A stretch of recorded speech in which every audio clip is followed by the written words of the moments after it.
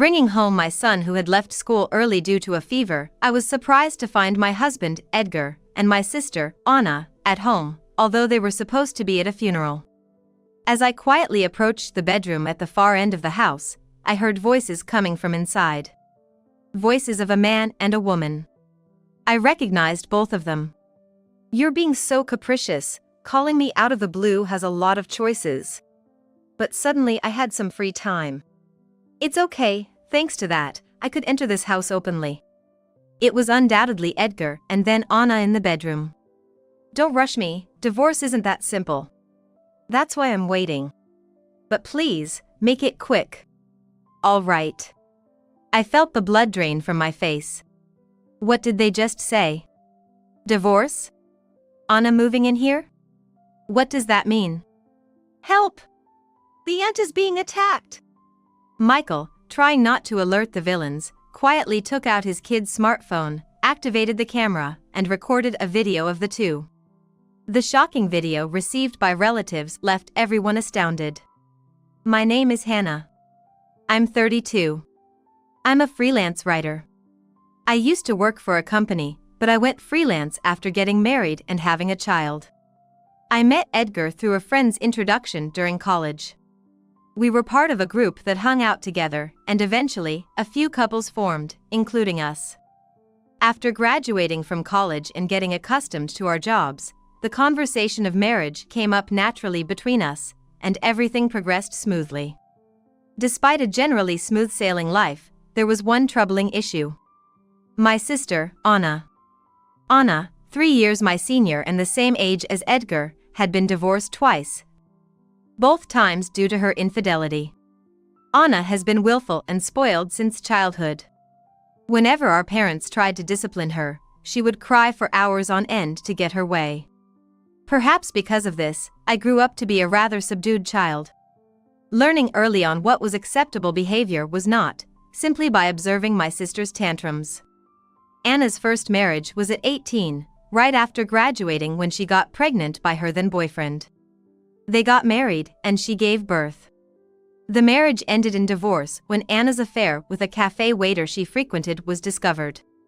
The relationship with the affair partner did not last, and Anna ended up living aimlessly at our parents' house, not working and depending on them for support. During this time, she had relationships with several men, leading to her second marriage with the father of another child.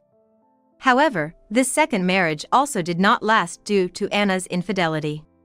Now, she's remarried for the third time, and it seems to be stable. Anna's behavior has caused endless stress and worry for me and our parents. For the sake of our family's peace, I hope she stays calm. After giving birth, I quit my job to become a freelance writer, focusing on raising my child. It's actually good. Working from home doesn't change much from being at home. His workplace is a top-tier company, considered elite. At company gatherings, such as anniversary parties, I've had the chance to speak with other wives, who were surprised that I'm not a stay-at-home wife. They support her husbands by managing the home. Despite having no complaints about our income. People often asked why I continued to work. Edgar probably wished deep down that I would become a full-time homemaker to support him fully. It hurt a bit. Thinking he appreciated my work. But in truth, he has acknowledged my career and allowed me to continue working. I've decided to keep any hurt feelings to myself and carry on as a normal couple.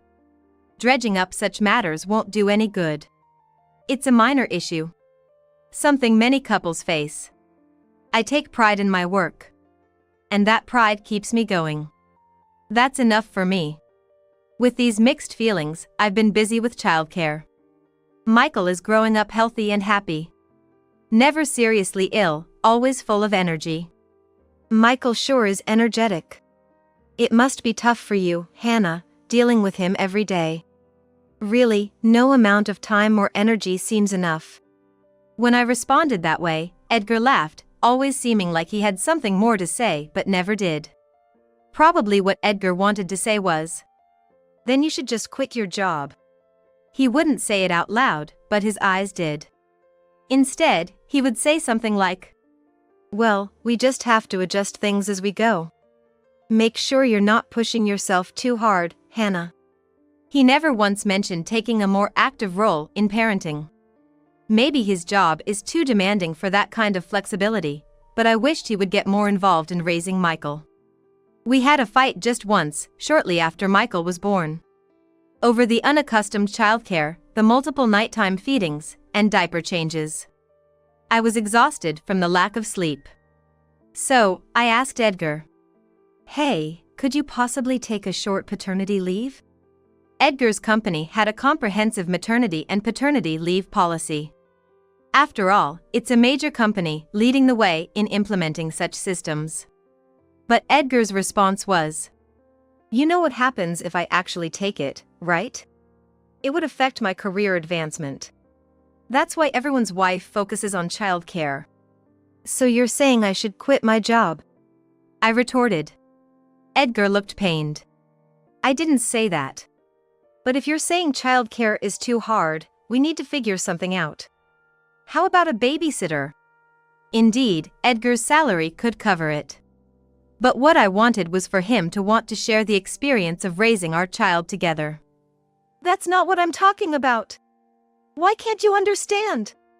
I cried out, but Edgar never really got it. "Postpartum, the hormonal balance gets all out of whack.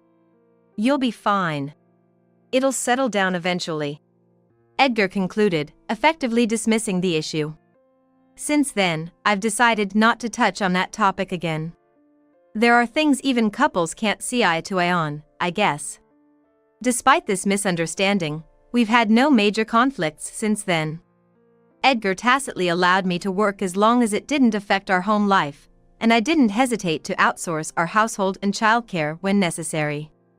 My colleagues' wives secure their personal time and focus on self-improvement that way. You should do more of the same. I've come to accept this viewpoint, using what services I can to continue doing the work I love. That must be all right. As Michael grew, he became more mischievous, more active, and curious than other children. It's fun to watch, but sometimes he goes too far. Michael's favorite thing is heroes. "When I grow up, I'm gonna be a hero," he declares, getting excited every week watching his favorite shows, striking poses, and play fighting. That's fine. But then this happened. We were at the zoo, there was someone who was drunk causing a scene. Michael, believe it or not, decided to confront him. "You villain, face me!" he shouted, stepping forward and trying to transform with a hero pose. Edgar quickly scooped Michael up and we left the scene before the security arrived, but it was a close call. We sternly taught Michael that what he did was dangerous, though it seemed he didn't fully understand because of his youth. Yet, he must have been thinking about it because he asked later, "Mom, is it wrong to fight villains?" It seemed Michael believed he could defeat the drunk and be a hero. "You're still small and not a hero yet, right?" "Yeah." "So, you can't beat a villain, right?" "Dad and I don't want you to get hurt." Michael thought about it, then asked, "What should I do if there's a villain?" It seems he felt villains must be dealt with, no matter what. After thinking about what would be best to tell him, I said, "If you see a villain, tell a police officer." "A police officer?" "Yes, that's the best thing to do."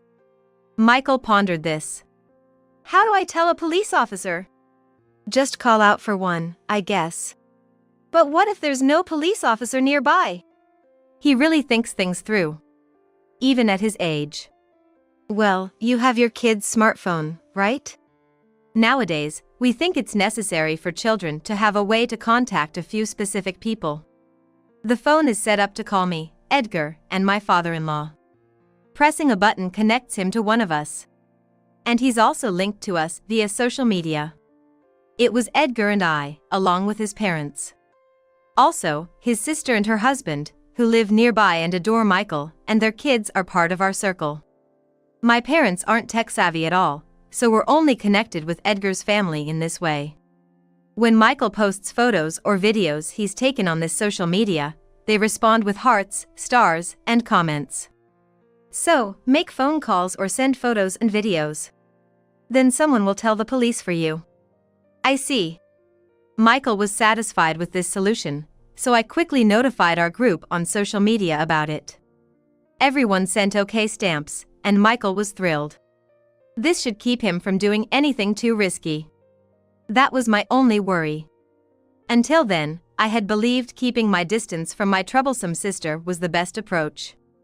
Then one day, we got news that Edgar's great-uncle had passed away. It was his grandfather's brother, who had been living in a facility and died of old age, nearly at 100. I had only met him once when Edgar and I got married and hardly remembered his face. Unfortunately, I had work scheduled on the day of the funeral. This is a problem. I really need to go to this interview, Edgar offered. We weren't that close, and I can go to the funeral alone. It might be too much for Michael anyway. That might be best. I'm sorry, but could you? So it was decided Edgar would attend alone. His father agreed it was fine. I'll have to help out, so I'm leaving early in the morning, even though it's just the wake today. I have work in the morning, so Michael will be in daycare. I'll be back by evening. Edgar understood and left early. I saw him off and took Michael to daycare. We used to have a sitter come to the house, but I thought it was time for him to start interacting with peers. I've recently been using temporary daycare. My work ends in the morning, and I had plans to see a colleague's performance in the afternoon. But then, the daycare called suddenly. Michael had developed a fever. I apologized, canceled my plans, and went to pick him up. When I arrived, he seemed better than I expected but definitely had a flushed face. They can't keep children suspected of having an infectious disease. Let's take it easy at home today. Arriving home, I noticed something odd. A sinking feeling hit me. Michael, I know you're not feeling well, but could you wait here for a moment? I asked him to sit in the dining area near the entrance and started to search the house. Approaching the bedroom at the back, I heard voices. A man and a woman. I recognized both. You're being so capricious, summoning me out of the blue. Couldn't help it. Suddenly I got some free time. But it's fine, thanks to that, I could enter this house openly. It was undoubtedly Edgar and my sister in the bedroom. I can't wait to live here openly. My sister blurted out, unaware I was listening. Don't rush me, divorce isn't that simple. Edgar cautioned. That's why I'm waiting. But make it quick, okay? Got it. I felt my body temperature drop. What did they just say? Divorce? My sister moving in here? What does that mean? My sister, Anna, has been divorced twice, but now she's married to a wealthy company president. The child from her first marriage was taken by her ex-husband's side, as Anna's mother-in-law insisted that Anna couldn't possibly raise the child. Anna nonchalantly agreed, saying that having a child would interfere with her next romance and marriage. He's still hung up on me, believing I'll come back to him someday. Anna had said, and that was probably true. Such things only worked out for her because she's a beautiful and attractive woman. Something undeniable. Her whims always prevailed since childhood because she was doll-like and cute. Anna took after our handsome father, while I resembled our very ordinary mother. Anna, with her father's charm, was always the center of attention, while I, looking ordinary like our mother, never stood out much. Unlike Anna, I haven't led a dramatic life and continue to live ordinarily. So when I heard about her doings, I could only look at her with a cold eye, just like when we were kids. The year after Anna's second marriage and childbirth, I also got married and was blessed with Michael. We met normally, dated normally, and had a normal marriage. I was content and happy. While I was cherishing this ordinary happiness, Anna, due to infidelity again, was getting divorced for the second time. Finally, a man worthy of me has appeared. The previous two were just appetizers. Now it's time for the main course, she would say so rudely. Financially secure, Anna stopped causing troubles.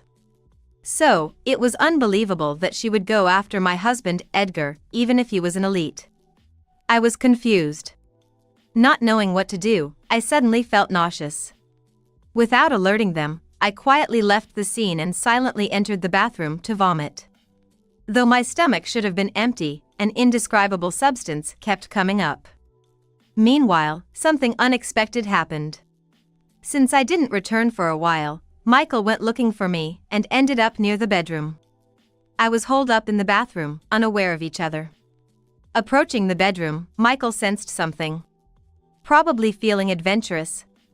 He quietly opened the door like I did. Instead of conversation, she heard moaning. Shocked, Michael recognized the person in distress as his aunt, whom he had met a few times. Someone was on top of his aunt, doing something bad. Help! Aunt is being attacked! Michael thought he had to defeat the villain. Remembering what to do in such situations, he quietly took out her kid's smartphone, activated the camera, and recorded the scene. Michael's smartphone camera had an infrared feature.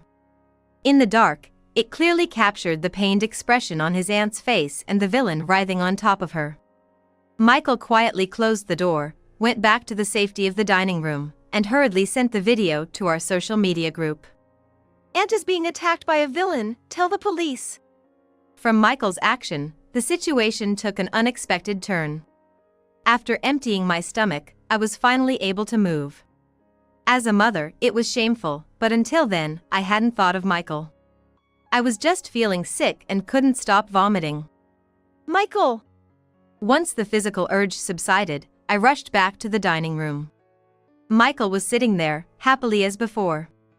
Michael, just stay quiet a little longer, okay? Okay. Relieved to see Michael safe, I prepared to confront my husband and sister. On my way back from the bathroom to the dining room, I devised a plan. First, to lock those two in the bedroom. I took 2 chairs from the dining room and placed them in front of the bedroom. Lined up, the chairs matched the corridor's width, blocking the outward opening door. Then, I moved a bit away and called Edgar's phone. His belongings weren't in the entrance or dining room, probably inside the bedroom. As expected, the ringtone came from inside. Damn, who is it at this time? After hearing that, Edgar answered the call. What's up? It's a bit hard to talk right now, Edgar said, as casual as ever. Perhaps I had been deceived by him in the same way until now. Sorry, Michael developed a fever. I had to pick him up from daycare and am on my way home, so I thought I'd let you know. What? Is Michael okay? It's nothing serious, but nowadays, even a slight fever means being sent home from daycare. I'm about to leave the daycare now. After finishing the necessary calls, I hung up my smartphone and returned to the bedroom door. Inside, I could hear Edgar hurriedly telling my sister that I was coming back and getting ready to leave. What's going on? The door won't open. Edgar said in a panicked voice, trying to leave the room. What's wrong? I don't know, the door just won't open. Edgar struggled against the door, but the chairs I placed were blocking it from opening. What's happening? I don't know. They kept pushing against the door, but of course, it wouldn't budge. We need to hurry before Hannah comes back. Was it going to be a problem if I came back? What? Edgar exclaimed in surprise when he heard my voice. Ignoring Edgar's reaction, I made a call on my smartphone loud enough for both of them to hear. Hello, it's me. Actually, I found my husband and my sister together in our bedroom. I lightly explained the situation. Hey, who are you calling? Edgar pounded on the door, but I didn't answer. All right. About an hour, right? I'll wait. Hey, who did you call? The pounding continued, but I ignored it and returned to the dining room. I was worried about Michael. The noise from the bedroom door continued, but I decided not to respond until the person I was waiting for arrived. Michael, I'm sorry. Are you okay? Yeah, I'm okay. And, Mom, I told the police. What? I was taken aback by Michael's explanation. Michael, did you see inside the bedroom? Yeah, I was looking for Mom. What a thing for a child to witness. I regretted my actions. What should I do? And then, because there was a villain, I told everyone to tell the police. Everyone? Like Grandpa. Michael showed me the video he sent. Indeed, it looked like my sister was being attacked. But thankfully, Edgar's face wasn't visible. I thanked God for that small mercy. How hurt Michael would be if he knew his father was the villain. I calmed myself and started to put things in order. The call I made in front of Edgar and my sister was to my parents. I had wanted to call Edgar's parents too, but they were at a great-uncle's wake today. I couldn't possibly call there. So I planned to do it later. And yet, Michael had sent such a video to my father-in-law. As I was pondering what to do, the doorbell rang. Hannah, are you there? What's going on? Is Michael okay? My father-in-law was ringing the doorbell repeatedly. I had no choice but to face the situation. I went to open the door. And there were my in-laws, my sister-in-law and her husband, and other relatives. Aren't you supposed to be at the great-uncle's wake? That's not important right now.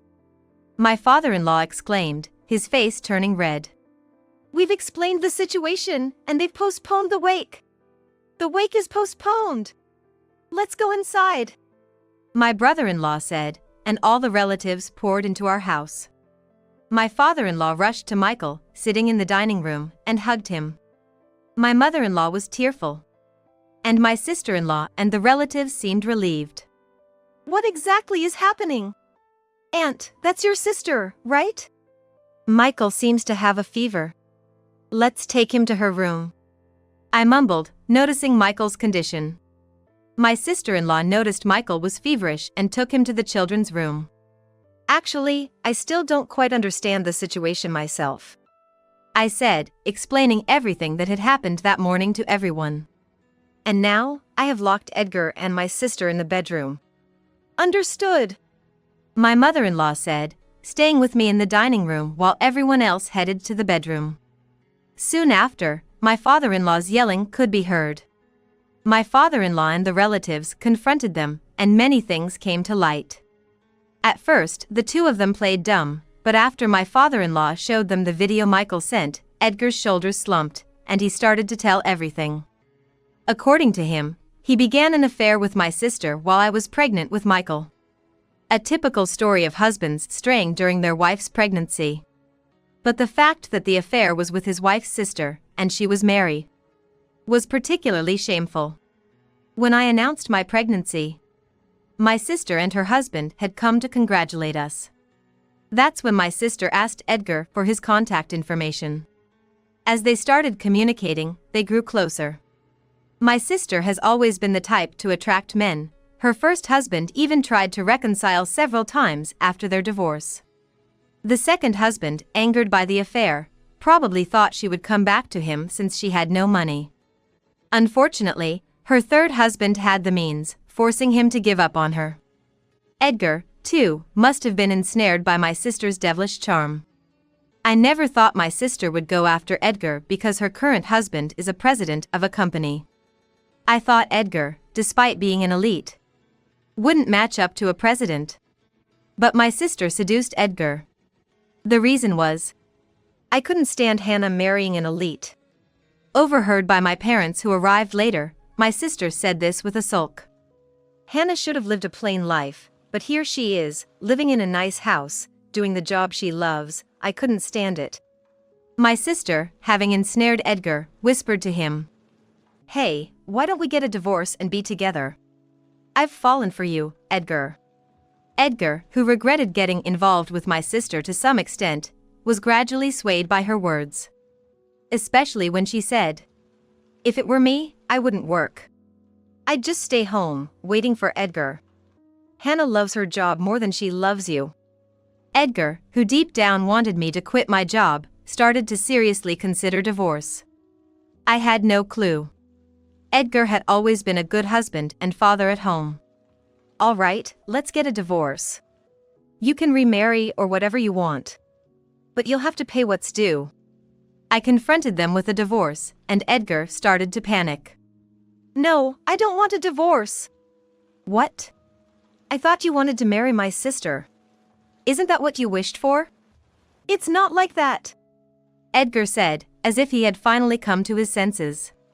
The thing with Anna was like a fantasy, a man's romance. What a ridiculous excuse. I don't care about that. We're getting a divorce anyway. Hannah, I'm sorry. I'll make sure Edgar pays for his actions, my father-in-law said, looking defeated. Despite having such wonderful in-laws, their son had done something unimaginable. After all, he had been unfaithful with my sister for over 5 years. I wasn't going to let this go easily. And my sister will have to pay for the sin too. What? Of course, I said, and my sister laughed. Fine, do whatever you want, my sister said, leaving everyone speechless. It didn't matter to me either way.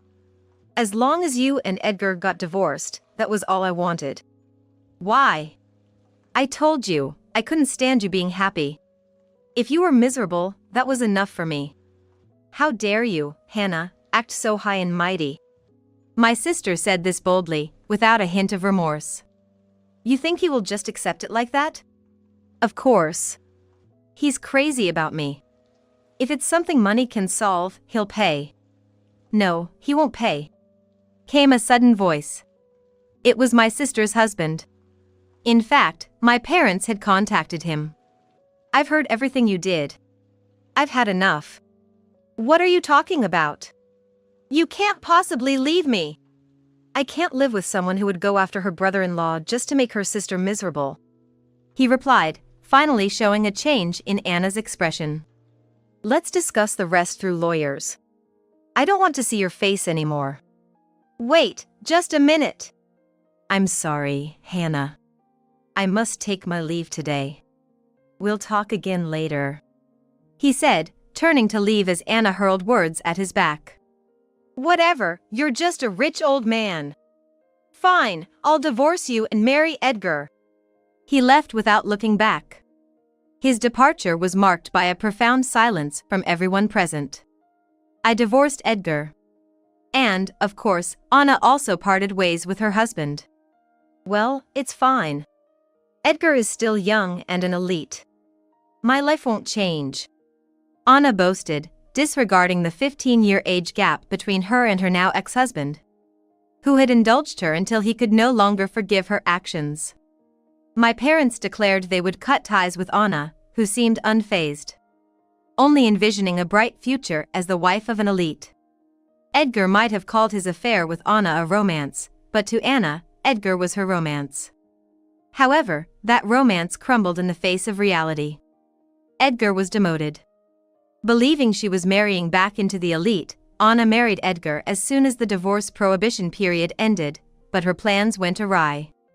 Edgar, having started to badmouth me to his colleagues, faced the repercussions of his deeds becoming public knowledge at the company. He had been spreading rumors about me being a bad wife. No wonder I felt such a backlash at gatherings. But all of that was a lie. He had been unfaithful with my sister and tried to drive me out. Once the company found out, my colleagues started looking at me differently. Moreover, it was discovered that Edgar often requested time off from work, citing childcare as the reason. Edgar's company is top-notch. They genuinely offer paternity leave for men. Additionally, it was revealed he frequently requested leave under the pretext of childcare, despite claiming such policies were mere formalities. The truth was exposed when Anna's ex-husband, who had connections to Edgar's company, disclosed everything. Edgar was transferred to a subsidiary in a remote location. With their plans in ruins, they're now facing the consequences. The house we lived in became mine through property division. And I received child support for Michael, paid by Edgar, seemingly from his savings. Edgar is an elite, after all. He can easily recoup that money. Believing Edgar, the elite, could easily recover the financial loss, Anna and Edgar were left with nothing but debt. Anna's attempts to find a new man were thwarted as their notoriety spread, leaving them isolated and burdened with debt repayment.